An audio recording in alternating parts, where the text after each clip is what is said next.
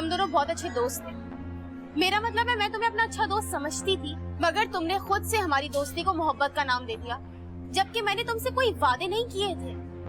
तुमने खुद से न जाने अपने दिमाग से ये सब कुछ तख्लीक कर लिया, जबकि ऐसा कुछ है ही नहीं। समझने की कोशिश करो आमिर, मैं तुमसे मोहब्बत नहीं कर सकती, और आज इसके बाद मैं तुम्हें अपना दोस्त भी नहीं मानती। तुम्हारी वजह से मैं एक ज़हनी दबाव में मुब्तला हो चुकी हूँ। मुझे हर वक्त इस बात का खौफ रहता है कि कब तुम्हारी कॉल आ जाए और तुम वो सब कुछ फिर शुरू कर दो।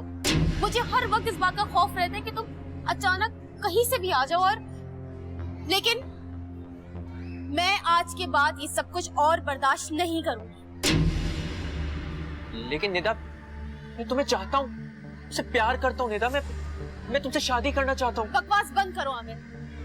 मैं आज आखिरी बार तुम्हें फोन करने आई हूँ। मैं कल भी तुमसे यही सब कहने आई थी कि मैं अब तुम्हारी ना कोई कॉल अटेंड करूंगी, ना ही मैं तुमसे मिलने आऊंगी। तुम्हें जो करना तुम वो कर लो।